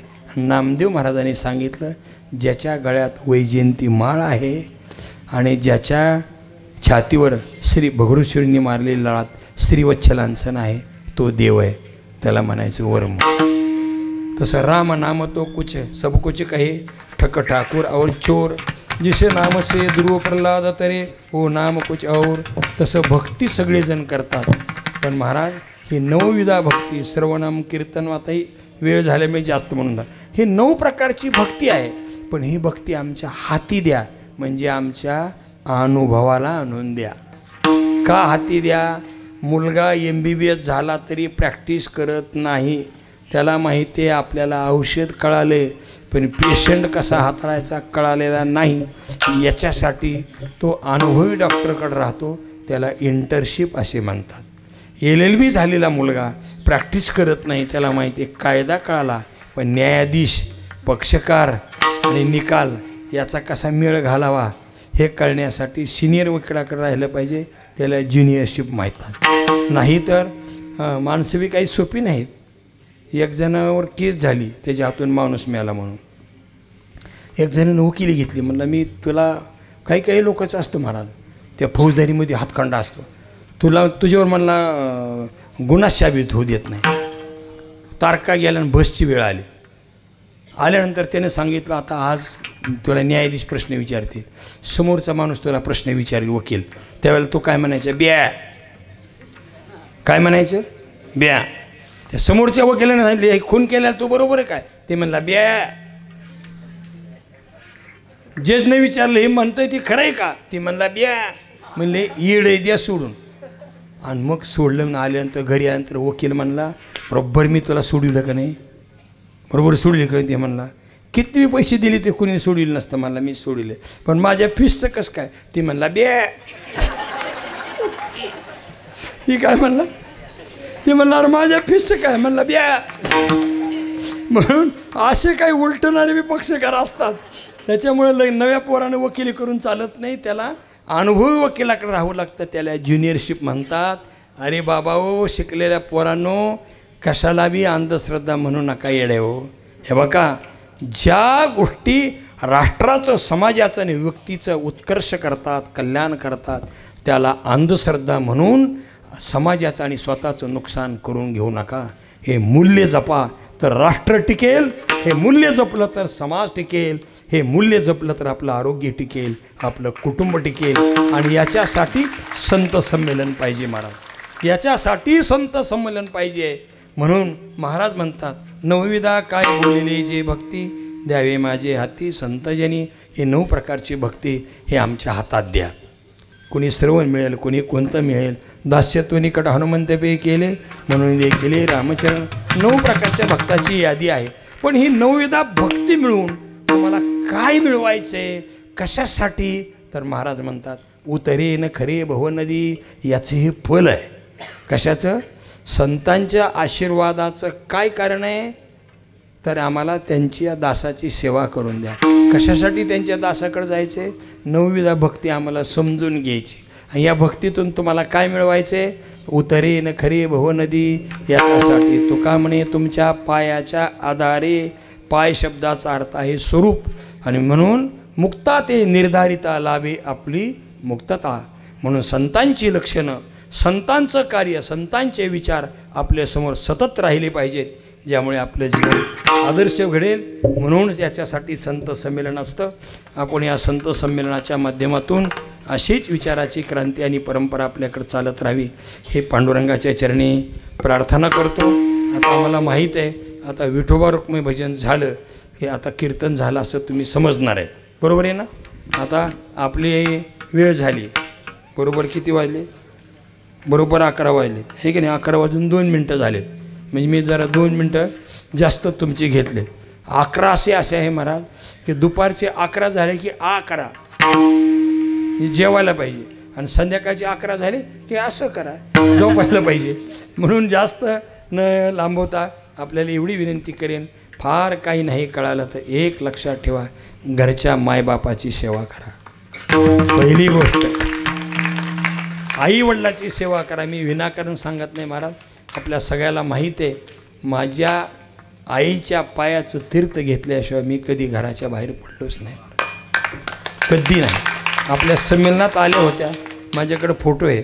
सातारकर महाराज सुपल साहेबाला मग मी आठवण दिली, सत्कार केली. आई वडिलाची सेवा करा. हे बघा, बाकीच्यांनी तुम्हाला किती बी पुरस्कार देऊ द्या, पण आईनं पाठीवर टाकलेली थाप याच्यासारखा जगात मोठा पुरस्कार कुठला असणार नाही. म्हणून मायपित्याची सेवा जरूर करा.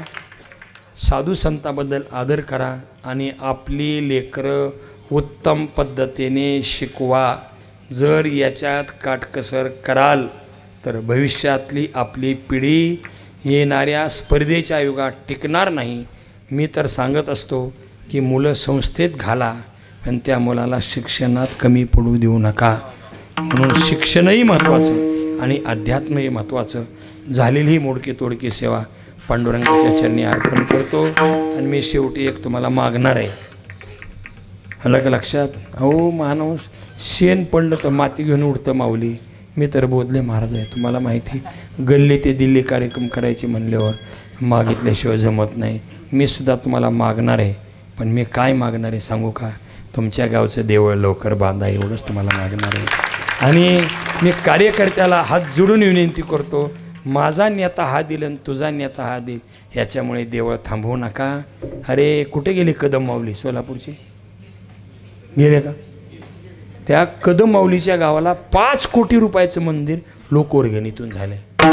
5 कोटीचं. मग ते सांगत होते, त्यांचे गावचे महाराज पुण्याला आहेत, त्यांनी मला मुद्दाम पुण्याला बोलवलं होते, त्यांच्या आश्रमावर ते माहिती सांगत होते. लोक द्यायचे देऊ द्या ना, नेत्यांनी देऊ द्या, कोणी देऊ द्या, पण अगोदर आपण सुरुवात करा. एकदा पावसाळा संपला की मग मात्र काम लवकरात लवकर सुरू करा. आणि पुढच्या वर्षी सप्त्याच्या टायमाला काहीतरी झालेलं काय करावं, तिथं दिसावं, पेरलेलं उगवावं. आणि पेरलेलं नाही उगवता तसंच जर भांडारून गेलं तर शेतकऱ्याला रानात जाऊ वाटेल का? जाऊ वाटेल का? एवढी कळकळीची विनंती करतो. आणि पोरीने बी लक्षात ठेवलेले, आम्ही सप्त्याला जसं दिलं तसं देवळाच्या शिखराला सुद्धा आपण देऊ. खरे खरे मुलीनं हात वर करा. जर गावचं शिखर झालं तर तुम्ही देणार का? अहो शिखराचं काम पुरीच करतील बावीकर. हां, म्हणून संत बावीच्या लोकांना धन्यवाद देतो. या ठिकाणी झालेली सेवा विठोबा रुक्मिणी भजन होईल. पुन्हा अभंग मी सरळ म्हणून दाखवील आणि आता मला वाटतं शेवटची चाल म्हणण्याची आवश्यकता राहिलेली नाही का. हे तुम्हाला मी काय विचारायचे, सुनाला शेवायचा भातच करायचा असतो, फक्त आत्या बाईला विचारायचं करू का, ते म्हणते करायचं तर कर. आता वेळ झाल्यामुळे ढोबार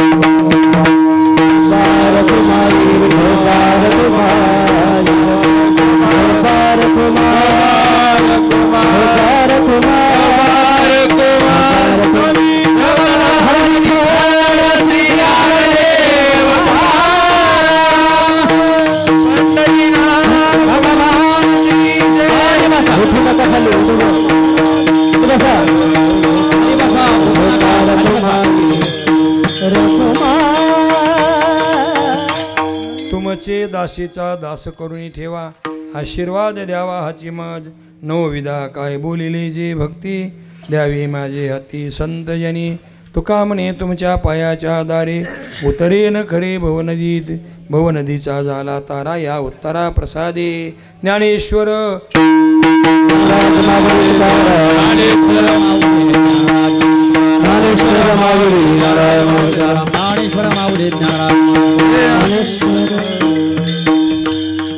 पुढच्या सगळ्या माहेरवासनी मुलीसुद्धा त्यांची भावना माहेराकडे धावली. एकही सासू त्यांना नाही कावली की का चाललीच म्हणून, एकही मालक त्यांना कावला नाही. अशीच माऊली महाराज सेवा घडू द्या. 25 वर्षाच्या सेवेतून असं एक गोड फळ या बावीला लाभलेलं आहे. महाराष्ट्रभर आणि देशभर आपल्या असा कीर्तीचा ध्वज फडकत राहावा ही पांडुरंगाच्या चरणी प्रार्थना करतो. जय विठ्ठल. विठ्ठल जय जय विठ्ठल जय जय विठ्ठल.